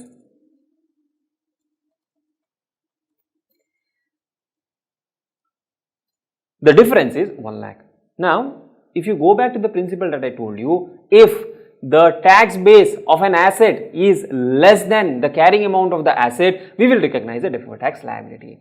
But what the standard says is, if the difference arises at the time of initial recognition itself, and it is not a case of business combination, this is not a case of business combination. For business combination, we have a different discussion. So this is not a case of business combination, this is an outright purchase of an asset. This asset which we have purchased is not allowed for tax purpose, and hence the tax base is 0. Why is it 0? Now if you look at the tax base of this asset is 0, because you will not get any deduction against this in the future. This asset will not be allowed as a deduction in the future whenever you recover the carrying amount, and hence the tax base is 0. There is a temporary difference. In the temporary difference, we have tax base greater than carrying amount. So there has to be a DTL, but what the standard says is, because this difference is arising at the time of initial recognition of that asset, and this is not a transaction related to business combination, and this transaction does not impact your accounting profit or tax profit, because when you initially recognize this transaction, is there any impact on the P&L? No impact. Is there any impact on the tax profit? No impact. So in such a situation, you cannot recognize a deferred tax liability. Now the other way to look at this is a kind of a permanent difference, because for taxation, depreciation will not be allowed, and for books of account you will be charging depreciation, and indirectly we can say this is a permanent difference, right, if you apply the principles of accounting standard 22. But here the principle itself is very clear, which says that you will recognize a deferred tax liability for all taxable temporary difference, except to the extent that DTL arises from one, initial recognition of goodwill, that is okay, and second, initial recognition of an asset or a liability in a transaction which is not a business combination, meaning to say it's originally purchase transaction in the example that you have taken, and at the time of the transaction it affects neither the accounting profit nor the taxable profit. So though the tax base is greater than carrying amount, it is a taxable temporary difference. DTL is not recognized. Why? Because of exception. Okay, because of the exception given, this is in paragraph 15, which talks about recognition of a deferred tax liability. Deferred tax liability on this will not be recognized. Now assume for a moment this has a useful life of 5 years. So end of year 1. Okay, so cost is 1 lakh, you charge 1/5 as depreciation, so balance left is 4/5, you have 80,000. Okay, as far as tax base is concerned, tax base will still be 0. Why? because you will not get any deductions in the future. The carrying amount is 80,000 and there is a temporary difference of 80,000. Now, can I recognize a DTL at this stage? Even here I cannot recognize a DTL because the differences had arisen at the time of initial recognition, and because it has arisen at the time of initial recognition and it does not impact the accounting profit or the tax profit, you cannot recognize DTL on account of this. Apart from these two cases, that is goodwill and differences arising at the time of initial recognition which does not impact the accounting profit and tax profit, and the transaction is not a business combination, except in these two cases, in all the cases you will recognize a deferred tax liability for taxable temporary differences. So, we have understood when do we recognize a deferred tax liability. Similar principle is given on when should we recognize a deferred tax asset. Let's have a look at that. A deferred tax asset shall be recognized for all deductible temporary differences. So, for liability it was taxable temporary differences, for asset it is deductible temporary differences, to the extent that it is probable that taxable profit will be available against which the deductible temporary difference can be utilized. Now, here if you see, we are talking about a deductible temporary difference. Means what? In the future we will get some kind of deductions against the differences that we are recognizing. Now, what the standard says is, when will this deduction be beneficial to you? Say for example, you have 1 lakh of deductions to claim in the future. Now, that 1 lakh of deductions you can claim in the future only if you have 1 lakh of profits in the future, right? So, you also need to check that it is probable, that is greater than 50% chance, that taxable profit will be available in the future against which you can claim this deduction. So, say for example, you have a taxable temporary difference, say bonus payable is not yet paid. So, when bonus payable is not yet paid, in the future when you pay, you will get a deduction, right? So, there is a deductible temporary difference. Now, this deductible temporary difference can create a deferred tax asset only when it is probable that in the future there will be taxable profits. If there are no profits in the future, then where is the question of creating a deferred tax asset? Or let us say we are creating a deferred tax asset because of carry forward of losses. Now, even for that, it must be probable that in the future there will be taxable profit against which we will be able to offset these losses. So, a deferred tax asset shall be recognized for all deductible temporary differences to the extent that it is probable that taxable profit will be available against which this deductible temporary differences can be utilized. And there is again an exception here. Unless the deferred tax asset arises from initial recognition of an asset or a liability in a transaction that is not a business combination. So, again we are talking about a deductible temporary difference arising at the time of initial recognition of an asset or a liability which is not a business combination, and at the time of the transaction it affects neither the accounting profit nor the taxable profit. So, same principle of what we understood under taxable temporary differences, same principle applies in deductible temporary difference as well. Now, one thing if you have noticed that when we were speaking about a deferred tax liability, there is an exception of initial recognition of goodwill. Now, why don't we have an initial recognition of goodwill here? The simple reason is, when we talk about initial recognition of goodwill, you may have in the books, let us say goodwill recognized at 1 lakh. The maximum amount for taxation, if at all some tax provisions allow, will only be 1 lakh. Okay. So, there will always be a case that the carrying amount in the books will be greater than the tax base for goodwill. So, that is why you may have a deferred tax liability, but you will not have a deferred tax asset. Okay. So, that is one reason why we do not have that exception of initial recognition of goodwill. So, to summarize, for all temporary differences which are taxable, you will recognize a deferred tax liability. For all temporary differences which are deductible, you will recognize a deferred tax asset. What are the exception? For DTL or the deferred tax liability, the first exception is arising at the time of initial recognition of goodwill, and second is arising at the time of initial recognition, which is not a business combination, and it does not impact the accounting profit or tax profit. When I say profit, it includes loss also. The second exception also applies to a deferred tax asset. Now, this if you remember, this is the framework for you to remember and understand when do we recognize a deferred tax asset and a deferred tax liability. So, now we have understood that whenever we are recognizing a deferred tax asset, we have to check that there is a probability of future taxable profits against which this deductible temporary differences can be utilized. If it is not probable that there would be future taxable profits, then in that case the entity should not be recognizing deferred tax asset. And what is this concept based on? This concept is based on concept of prudence. Sir, why didn't we have something like this in liability? Because in case of liability, you know that in the future there will be a taxable temporary difference. So there will be a liability in the future to pay taxes. So anyways, you have to recognize that. But when we are talking about a deductible temporary difference, we must have enough taxable profits in the future against which this deductible temporary difference can be utilized. And you have to look at the facts and circumstances. You have to look at, how the entity is projecting the, future performance. You also need to look at the carry forward requirements of these deductible, temporary differences. Say for example, there is a deductible temporary difference in respect of preliminary expenses, and there is a restriction that you cannot carry it forward beyond 2 years. So you have to check whether there will be taxable profits in the next 2 years against which this deductible temporary differences can be utilized, and it depends on different taxation rules of different jurisdictions.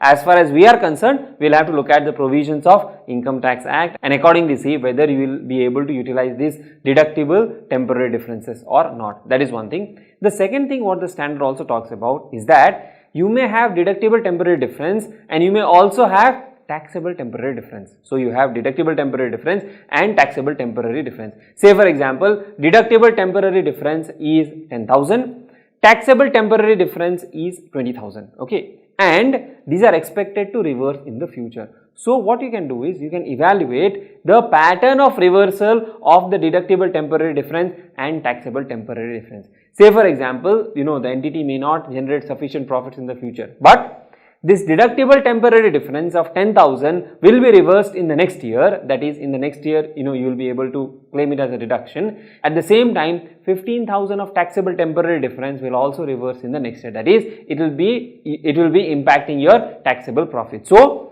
in the next year, if you see 15,000 of taxable difference and 10,000 of deductible difference. So basically what are we saying? This 10,000 of deductible difference can be utilized in the next year, and for that you can create deferred taxes. If you remember, we have discussed the definition of deferred tax asset, and deferred tax asset arise out of deductible temporary difference, which I have already seen. Now we need to understand these unused tax losses and unused tax credits, right? If at all there are any unused tax losses, that is basically your brought forward losses, or unused tax credit, something like maybe a minimum alternate tax credit. In respect of these, why do we need to recognize deferred tax asset? We will take one example with numbers and see the impact of brought forward losses. Same principle can be applied for unused tax credits, and we will see how do we recognize deferred tax asset. Whereas for deferred tax liability, it is only in respect of taxable temporary differences. There is no concept of carry forward of losses or unused tax credit. Now, say for example, we will take only 2 years. Particulars, year 1, year 2. Okay. Let us say income is 1 lakh, expenses is 1,20,000, loss is 1 lakh minus 1,20,000, 20,000 of loss, okay. And if you have a loss of 20,000, what will be the taxable income? Taxable income will be 0 because you are not expected to pay any tax on this, and carry forward of losses in the next year will be 20,000. So 20,000 will be adjusted in the next year return, okay. Now come to the second year. So here profit or loss before tax, tax expense 0, profit or loss after tax will be this minus this, which is again 20,000. Now some of you might be asking, sir, where is deferred taxation? That is what we are getting into, okay. So right now we are assuming there is no deferred taxation. We will see year 2 financials and then we will work back and see what will be the deferred tax, okay. So in the year 2 also assume that there is an income of 1,50,000 now, expense remain at 1,20,000, profit or loss before tax is 30,000. Now what will be the taxable income? Okay, so for taxable income you will say profit before tax 30,000 less carry forward loss of losses 20,000, taxable profit 30 minus 20, 10,000. Tax, let us say at 30%, you would say 10,000 multiplied by 30%, it will be 3,000. So, here you will have a tax expense, I will add some lines here, current tax 0 and here you have 3,000, okay, 3,000. So, what is that?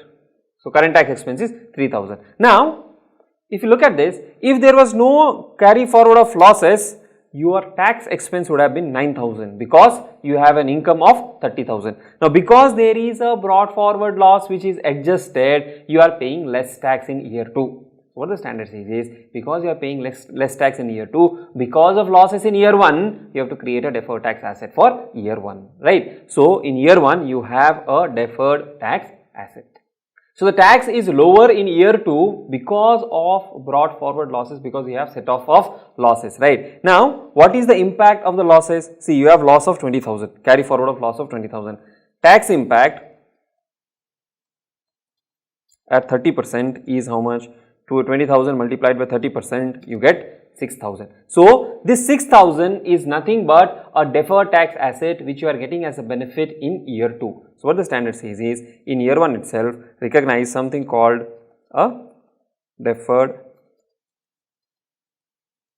tax asset, okay, and how much will that be? That will be 6,000. So, the tax expense will be 6,000, and because it is an asset, it is a benefit, I will put it as a negative number, and here actually should be saying deferred tax benefit, okay. So, your tax expense will be this plus 6,000, that is minus 6,000, and the profit, that is the loss after tax, will be 14,000. Now, come to the second year. In the second year, current tax is 3,000 and you no longer have losses to be carried forward. So, the deferred tax asset that you have recognized in year 1 has to be reversed now. So, here you will reverse this amount, you get 6,000. So, your tax expense will be 9,000 and profit or loss after tax will be 21,000, right. So, that is where you will recognize a deferred tax asset when you have carry forward of losses or unabsorbed depreciation or unutilized tax credits. Now, whenever an entity has to recognize deferred tax asset in respect of unused tax losses or unused tax credit, the entity has to evaluate whether there will be sufficient taxable profits in the future against which these losses can be utilized, right. So, accordingly, what the standard says is, an entity should consider the following criteria in assessing the probability that taxable profit will be available against which unused tax losses or unused tax credits can be utilized. So, the standard talks about 4 criteria, but the entity can have more criteria to assess whether there will be sufficient taxable profits in the future against which these losses can be utilized, right. So, the first thing is whether the entity will have sufficient taxable temporary differences relating to the same authority and the same taxable entity which will result in taxable amounts against which the unused tax losses or unused tax credits can be utilized before they expire. Now, what do I mean by that? This basically means that the entity has, let us say, carry forward losses of 1 lakh, for example, and the entity has some taxable temporary difference which will maybe taxable in the future, against which these losses can be utilized. So, on one side we have carry forward losses, at the same time we also have taxable temporary difference, means which will create a future tax liability against which the losses can be utilized and the entity can take the benefit of these losses. So, that point of time you can create a deferred tax asset. Then, whether it is probable that the entity will have taxable profits before the unused tax losses or unused tax credits expire. So, this is pretty simple. What we are saying is, we have losses, whether we will have taxable profits in the future. Actually, B and A are related because out of A also you will have taxable profits in the future, and B is independently talking about taxable profits in the future. Then, whether the unused tax losses result from identifiable causes which are unlikely to reoccur. So, you have certain unused tax losses, they are because of some specified cases and they will not reoccur in the future, and there is an expectation that you will have profits and against which these losses can be utilized. But if these losses are expected to continuously occur in the future, which will exhaust all your taxable profits, then only to the extent of utilization of this carry forward of losses, you can create deferred tax assets.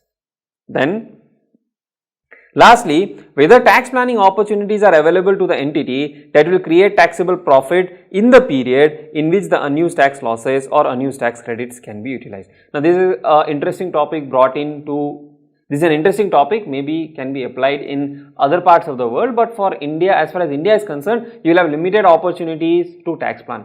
So, what this point talks about is, say you have interest income. Now, the income tax provisions give you a choice whether you want to offer interest income on cash basis or accrual basis. Okay, accrual basis means what? In whichever period the interest accrues, you will have to provide it for taxation, or you will have to offer it for taxation. Now, say for example, we have losses. Now, these losses have to be offset against future taxable profit. So, to understand this, let us take one example. Say you have interest income, and interest income can be taxed on receipt or accrual basis at the choice of the entity. Okay. Now, because you are providing a choice to the entity that they can offer this for taxation on receipt or accrual basis. So, say we are talking about 2 years, year 1, year 2 and also year 3. Let us add one more year. Okay. Now, in year 1, losses you have 1 lakh. You have losses of 1 lakh, and this loss can be carried forward only for 1 more year. Okay. So, this 1 lakh of loss can be set off at the most in year 2. Now, let us say so far the entity had been offering interest income on receipt basis, and this interest income will be received in year 3. Okay. You will receive the interest in year 3. Let us say received. Now, if you receive interest in year 3, will you be able to offset these losses of year 1? You will not be able to offset, because you have to offset the loss in year 2. That is the time limit for which you can carry forward the losses. So, if at all there are tax planning opportunities, what will you do? You will say interest income on accrual basis, right? And because you have given interest income on accrual basis, here also you will have interest income, here also you have interest income. So, this 1 lakh may be offset against this interest income in year 2.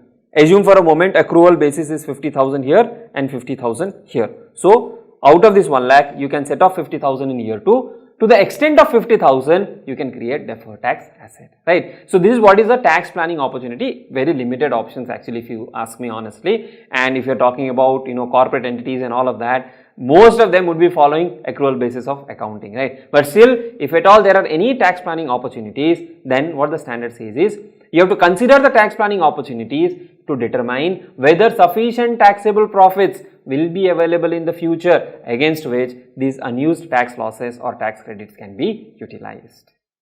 Now, we have understood the meaning of temporary differences, and as I told you earlier, you would have learned about timing differences under AS2. Now, what is the difference between this timing difference and temporary difference?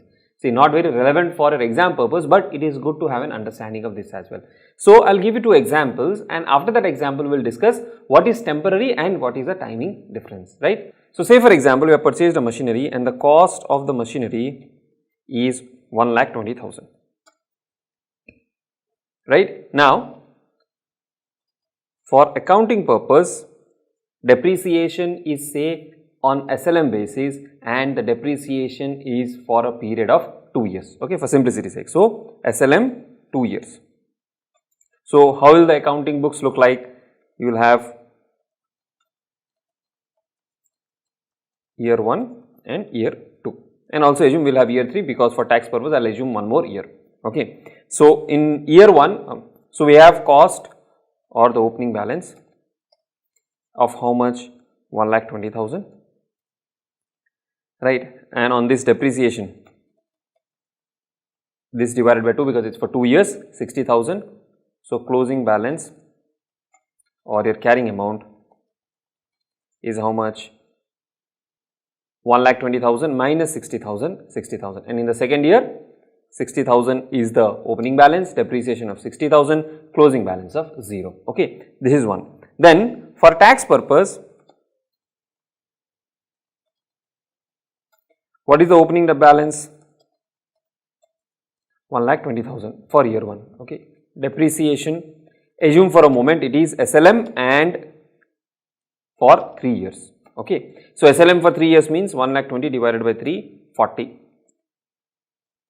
Closing WDV is 120 minus 40, you get 80, right. So, then next year 80 minus 40, closing balance is 40, then 40 minus 40, closing balance is 0. Now, what if you see here, the total depreciation is 1,20,000 and here also the total depreciation is 1,20,000. So, here the total depreciation that is deducted for the purpose of accounting and as well as for the purpose of tax, both of them are same. But there is a difference in timing of the entity claiming depreciation. What is the timing difference here? The timing difference is 60 minus 40, 20,000 here, 20,000 here, and entire 20,000 gets reversed in the third year. This is what is the timing difference.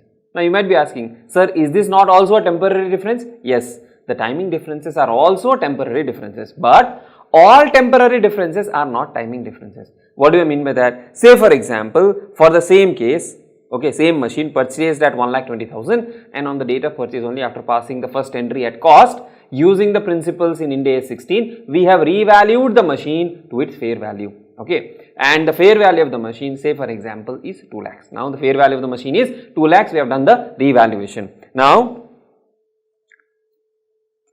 assume machine revalued to rupees 2 lakhs. And I am hypothetically telling you that it is done on the same day. Okay. So, if that is the case, then for accounting, what will be the cost, depreciation and closing balance? Let us quickly calculate that.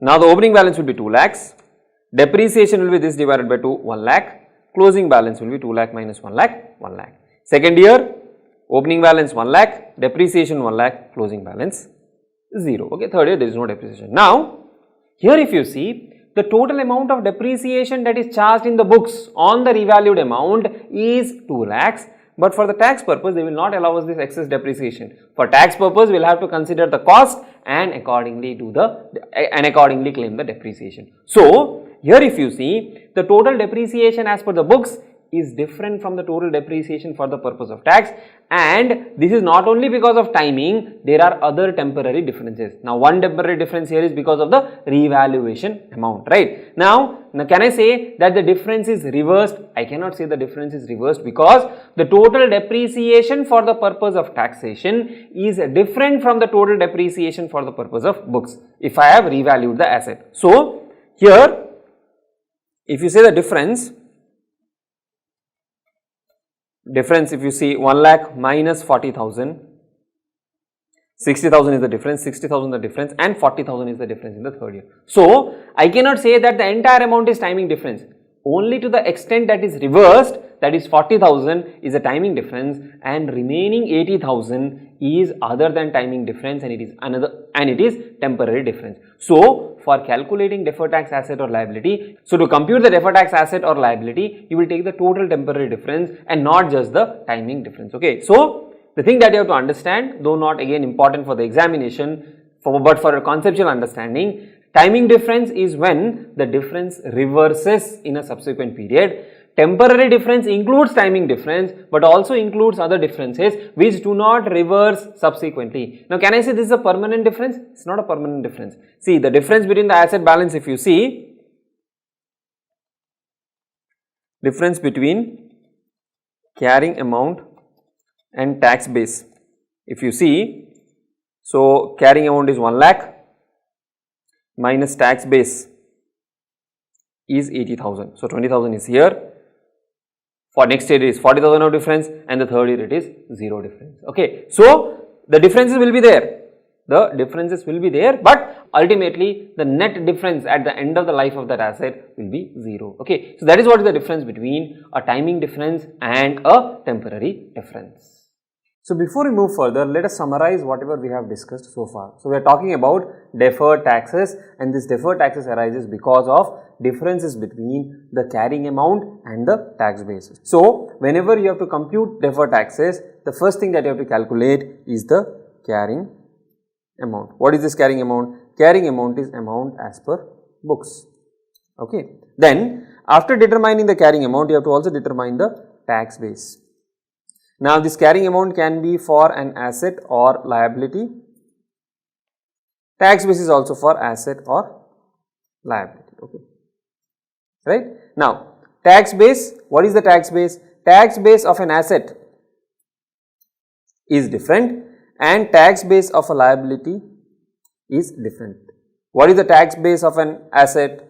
Tax base of an asset is amount that will be deducted in future. So, whenever you have some form of economic benefits flowing into by consuming the asset or by utilizing the carrying amount of that asset, whatever benefit you get, against that you will be able to deduct that amount, okay. So, the amount that will be deducted in the future will be the tax base of an asset, and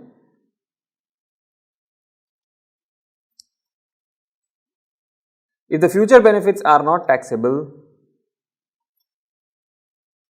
tax base is equal to carrying amount, okay.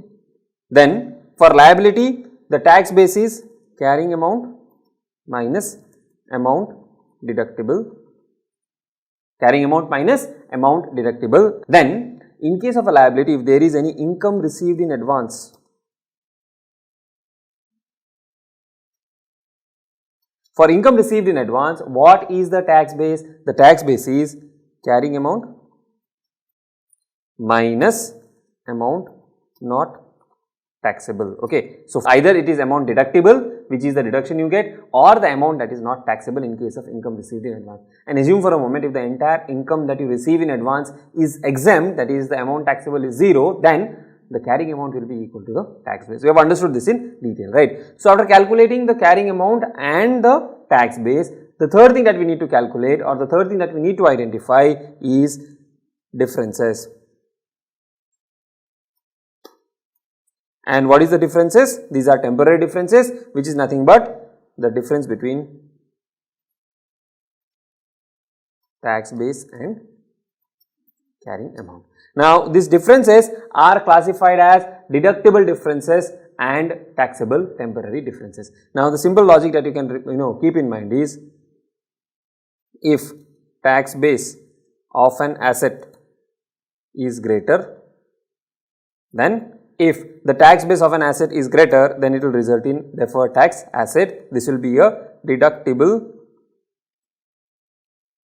This will be a deductible temporary difference, okay. Then if the tax base of a liability is lesser, this will also be a deductible temporary difference resulting in a deferred tax asset. Then if the tax base of an asset is lesser, then it will be a DTL, and this will be a taxable temporary difference.